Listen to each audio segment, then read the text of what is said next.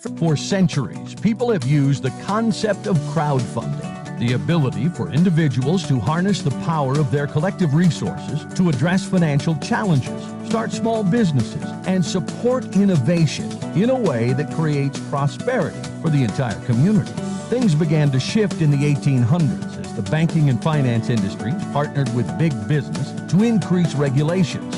Initially thought of as a way to protect investors, these regulations eventually locked out the general public and potential innovators who did not meet certain standards set by wealthy bankers and businessmen. At the height of these stifling regulations, entrepreneurs had to meet stiff demands by the SEC just to bring a product or service to market, and potential investors had to maintain assets of over $250,000 to participate in wealth-building vehicles that the rich have used for decades to increase and maintain their share of the world's wealth. Small investors and everyday people were shut out of these wealth-building opportunities. Then everything began to change for the better. In April of 2012, as President Barack Obama signed the Jobs Act into law. JOBS, which stands for the Jumpstart Our Business Startups Act, also known as the crowdfunding bill, legalized crowdfunding, which is the right for an entrepreneur to solicit the general public to invest in fundraising initiatives. It also removes income restrictions so that anyone of any class can participate in crowdfunding activities.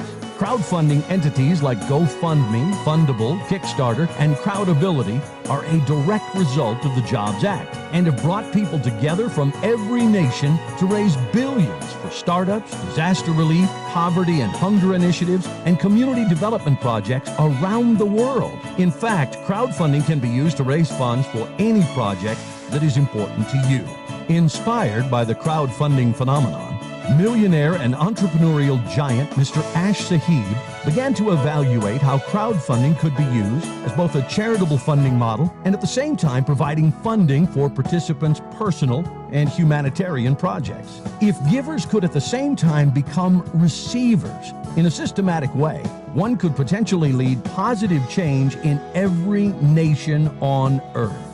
Mr. Sahib's noble endeavor to help change lives around the world has resulted in a breakthrough initiative, the What's Up Crowdfunding Project. Through What's Up Crowdfunding, Mr. Sahib's vision is to raise $1 billion in charitable donations and at the same time lift as many people as possible out of debt and poverty by using an automated crowdfunding platform. This automated system will allow each participant to fund and receive